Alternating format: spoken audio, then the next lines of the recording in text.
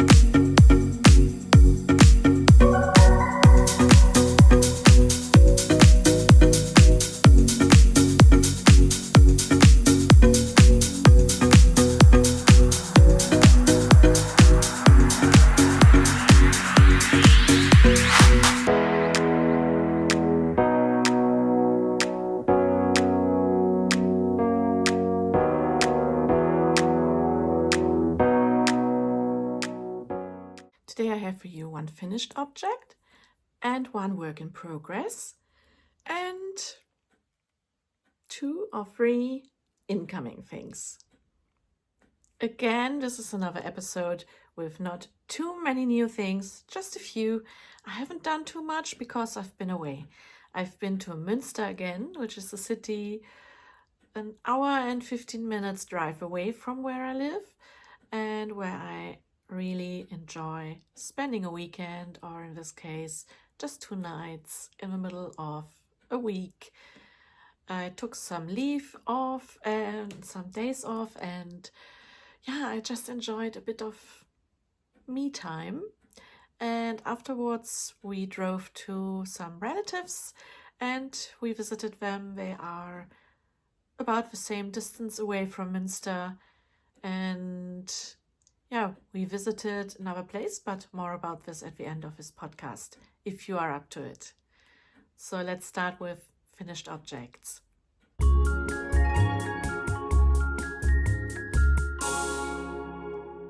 Last time I was talking to you about my intention of joining the cardigan cal run by Rosina from Zines and Roger. I had started my boxer cardigan made out of, I think it's hexagons, and I struggled with the instruction. I believe they are wrong. Sorry. So what I didn't get the shape which you can fold and then it's one side of a cardigan. Instead I got a flat piece, which is not what you're supposed to get. So I frogged it back and then I started again, and then I added another cluster to it. So I had 6 clusters and I worked it up. It was still flat, and so I thought, yeah, I'm not going to frog this again, especially because it's mohair involved. So I've made a nice blanket. I think it's nice. It's very light because I've used some Drops Air or Drops Sky, I can't remember, one of those threaded fiber yarn balls from Drops, and I've used up quite a lot. And in the middle section let me show you.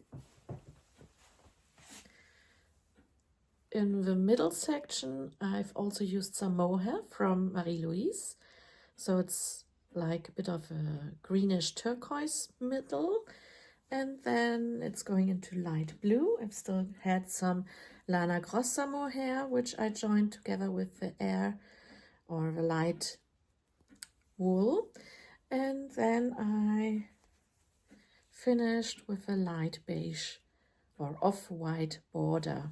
And these are 6 clusters, and it's really nice and warm and most of all light. So I gave this as a gift to my mother, who is always complaining about the weight of the blankets, which are keeping her from using them.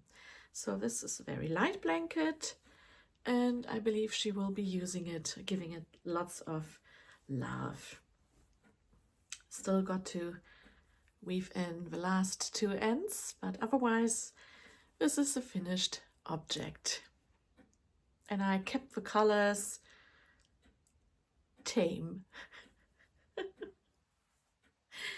So that's my one and only finished project. I've used a 9mm hook size for these, and I was holding 3 strands of yarn together in total, 2 of the woven light drops balls of yarn and 1 mohair. So it's also really, really soft. Don't know if you can see the slight halo. Probably not, because we've got a focus issue yet again. So that's that. Now, works in progress. I've still got the same plus a new one. Let me show you.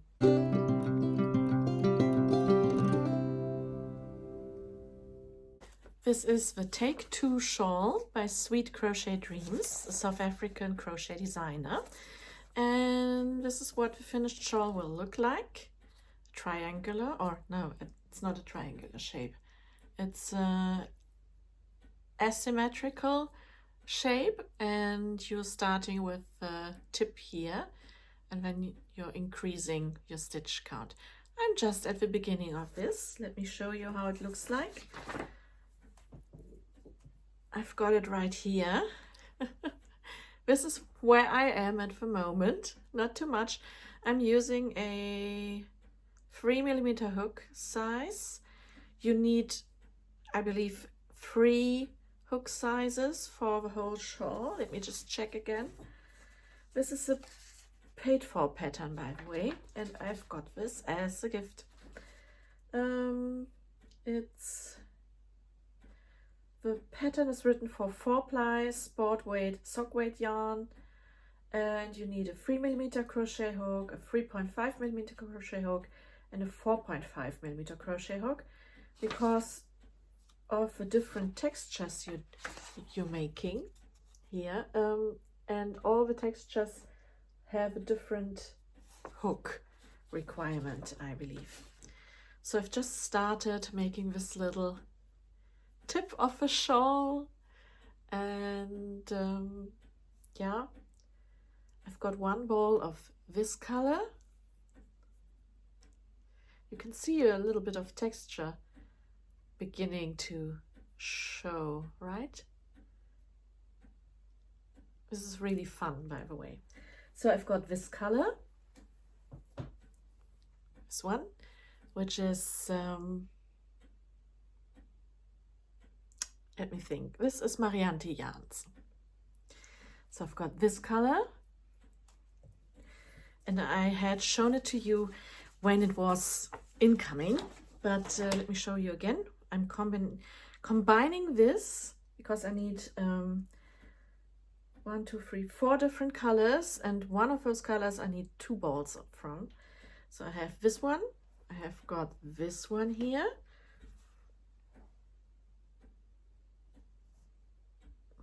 I got this one, this color as a contrast.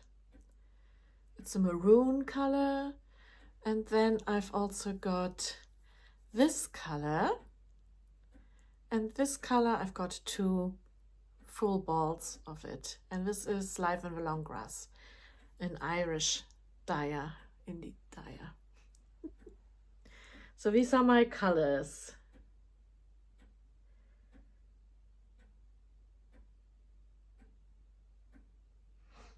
There you go. My new shawl project. So far I'm enjoying it, as I said, but this was done like the night before I left for Minster, and yeah, not too much yet, but I'm loving it. I will keep you updated on this project, of course. The pattern is written in US terms, and it's the crochet version of a knitted The Foxtrot Shawl by Jane Renton, and it was written as a crochet version with the permission of a knitting designer.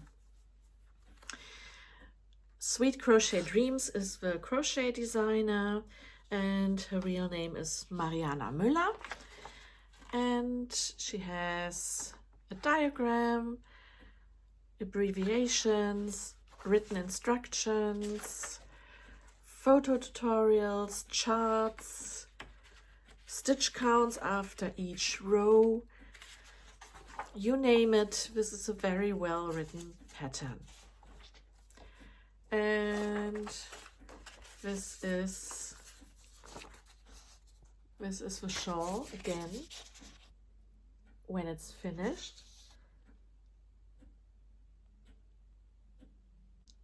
Now let's talk about incoming.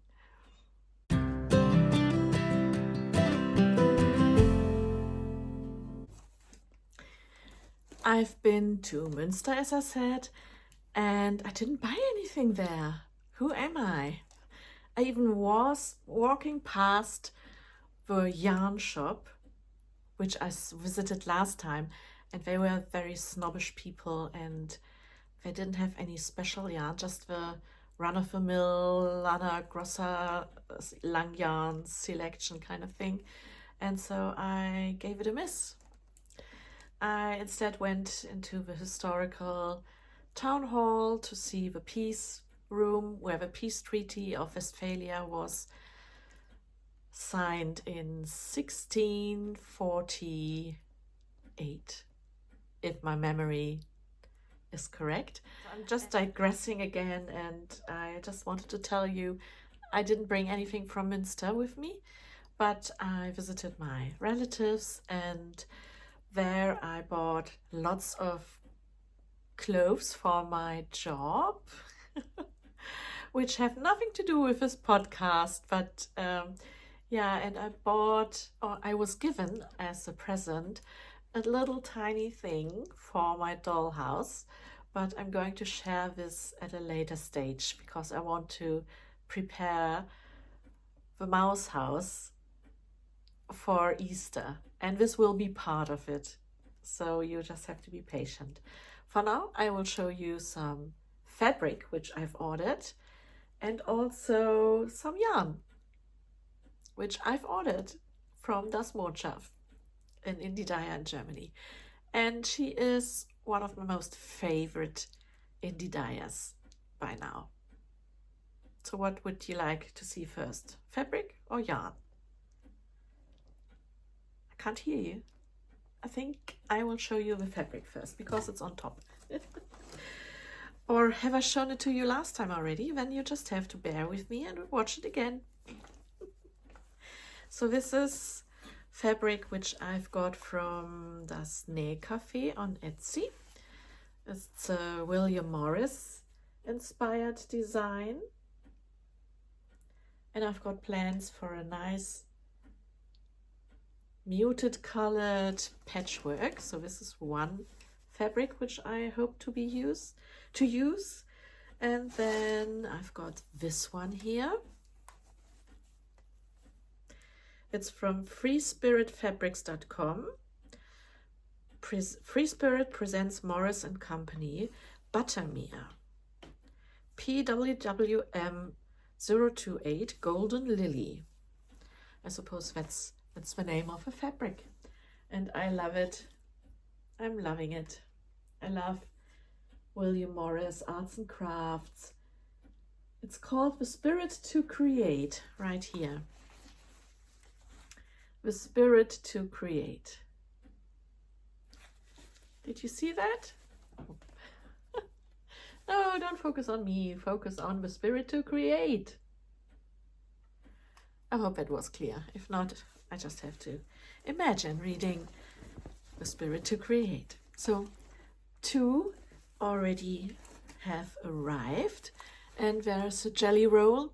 No, not a jelly roll. What's it called? Anyway, there's more fabric coming, and even a panel with an interesting center design.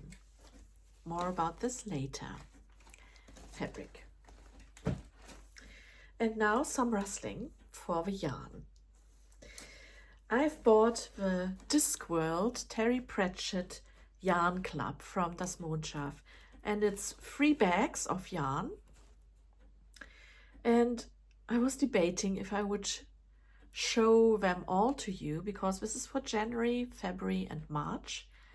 And yes, I will, even though it's not March yet, and it's only the 2nd of February now at the moment. But I want to show you the beauty of this yarn. Now, I don't know if she will continue for the rest of the year to have a quarterly kind of Discworld special. If you don't know what Discworld is, it's a book series by the British author Terry Pratchett, or should I say Sir Terry Pratchett. He's my favorite author. He passed away a couple of years ago, but his humor, his sense of humor and his writing style was quite unique, and I really, really enjoy it.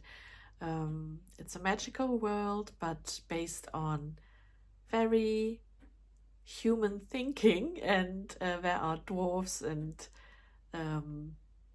witches, and it's all like a reference to literature and other works, and it's really tongue-in-cheek, and I really, really enjoy it. It's a cult kind of book series. Some of them were made into comic movies or movies with proper actors, and yeah, so without further ado, if you've bought this, you don't want to watch it, you might want to close your eyes, but I will go through these 3 bags of yarn, starting with January and moving on to February and March. So, January.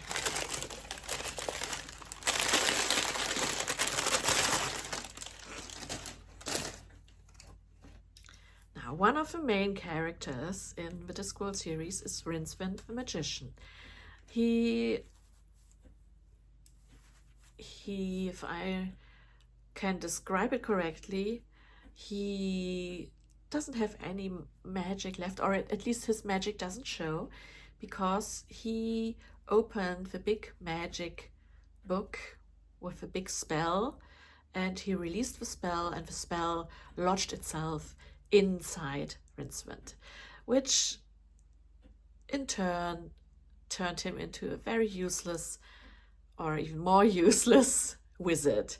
He is wearing a wizard hat, and he made it like a self-made art project, right, and putting or spelling wizard wrong on his head, I believe, and he's wearing a magic robe, which is also self-made, and he's not very well seen in the Unseen University, the university for wizards in Ankh-Morpork, which is the city on the Discworld. If you've read the stories, you know what I'm talking about. If not, this doesn't make sense at all for you. In the first book of the Discworld series with Rincewind in it,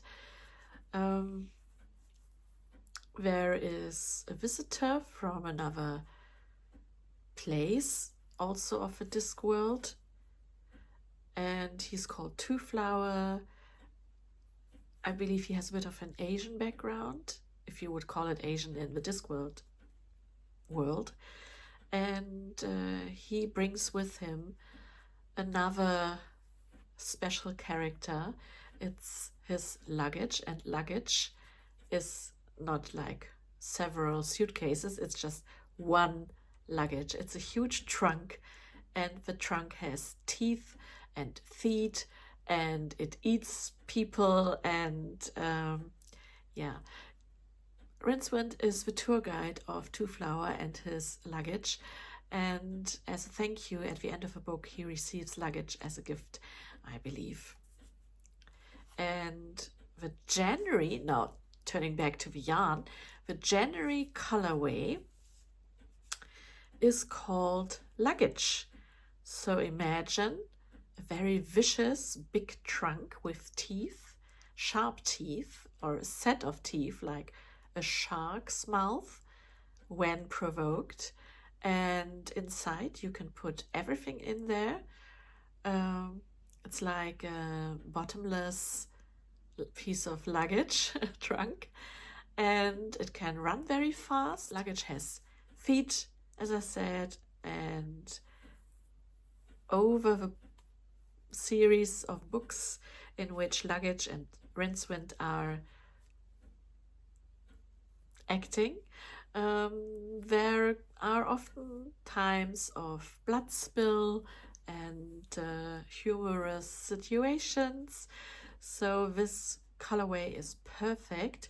Imagine a very old trunk, a leather trunk with brass knobs and things, and maybe a little trickle of blood or raw flesh. So this is called Luggage.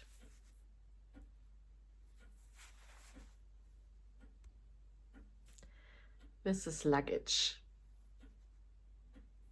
Perfect. I don't know what I will do with this. Maybe socks? Shall I really begin another sock mission, another sock challenge for myself? I don't know yet. Anyway, this is a January Discworld colorway Luggage.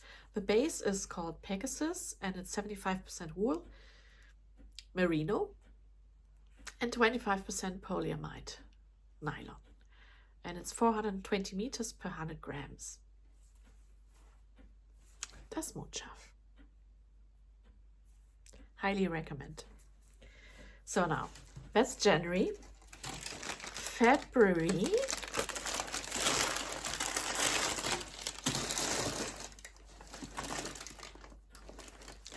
Another main character in the Discworld series is Death. It's himself.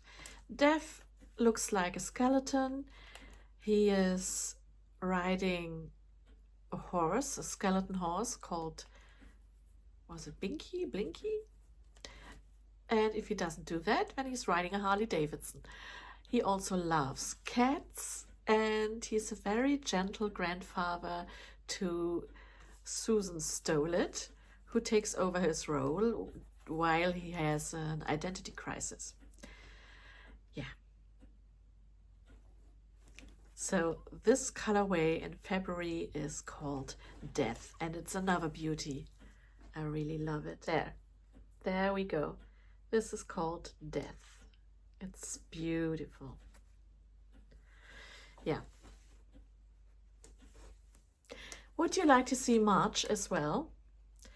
If not, I believe this is everything I have to tell you for this time. You might as well switch off now. Otherwise, stay tuned for the March colorway. And right at the end, I will have a few scenes of Bad Salzuflen, where I've been to visit some relatives nearby, and this is a town which is a spa town. And yeah, I mean, have a look if you want to. It's just a place for older people, let me say it like this, but with very nice shops. So, are you ready? March.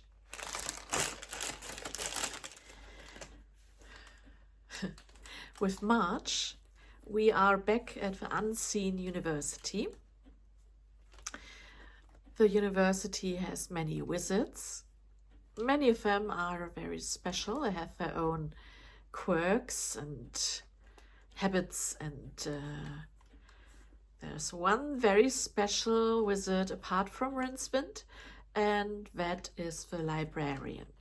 Now, the Librarian doesn't look like any of the other wizards because he was accidentally turned into an orangutan.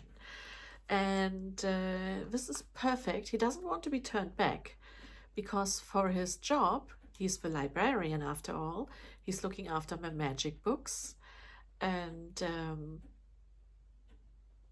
for his job, long arms and being able to swing from bookcase to bookcase is perfect. Also, he finds it very easy to rein in with fellow magicians because nobody is going to argument with an orangutan or indeed is going to provoke him. So this is called the Librarian. It's the same wool base, and obviously the colorway is inspired by the colors of an orangutan. There we go.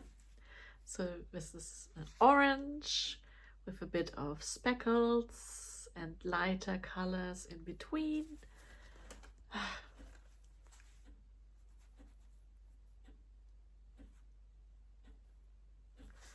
Yes, I will have to make a plan. And most of all, I will have to restart reading all the books from the Discworld series. I hope that you've enjoyed this episode, despite me being a little bit out of practice by now.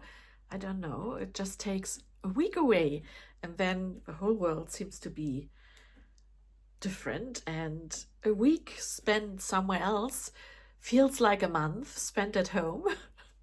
It's just filled with so many impressions and things you've done, and yeah, when you come home and you expect the world to have changed, even though you might just have changed a tiny little bit, but not too much really. So I hope I will see you next time again. Thank you for subscribing. Thank you for the new visitors. I should have mentioned that at the beginning of this episode. The numbers of subscribers is still rising. I'm feeling very flattered. Thank you. And yes, keep well, keep safe, enjoy your projects. I hope that you're having an easy time with your crochet and knitting and whatever else you're making at the moment. And I hope I'll see you next time again. Bye!